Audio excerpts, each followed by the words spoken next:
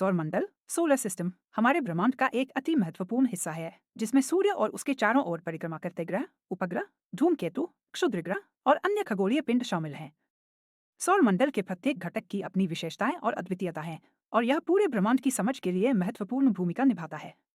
इस लेख में हम सौरमंडल की संपूर्ण जानकारी, इसके घटक, उनके गुण और उनके परस्पर संबंधों की विस्तार से चर्चा करेंगे। सौरमंडल का निर्माण और उत्पत्ति।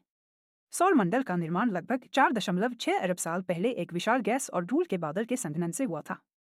यह बादल मुख्य रूप से हाइड्रोजन और हीलियम गैस से बना था, जो धीरे धीरे एक बड़े गुरुत्वाकर्षण क्षेत्र के कारण अपने केंद्र में संकुचित हुआ और अंततः सूर्य का निर्माण हुआ। सूर्य के चारों ओर बाकी धूल और गैस से ग्रह, उपग्रह और अन्य खगोलीय पिंड बने। सौरमंडल के घटक।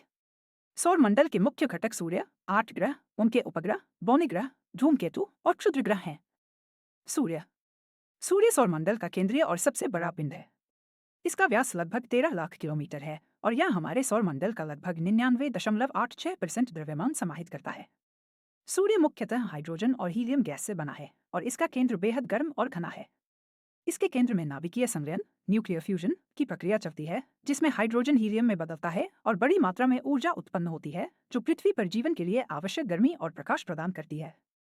ग्रह। सौरमंडल में कुल 8 ग्रह हैं, जिन्हें उनके सूर्य से दूरी के आधार पर 2 भागों में बांटा गया है: आंतरिक ग्रह, इनर प्लैनेट्स, और बाहरी ग्रह, आउटर प्लैनेट्स। आंतरिक ग्रह बुध, मरकरी, यह सूर्य के सबसे नजदीक और सौरमंडल का सबसे छोटा ग्रह है।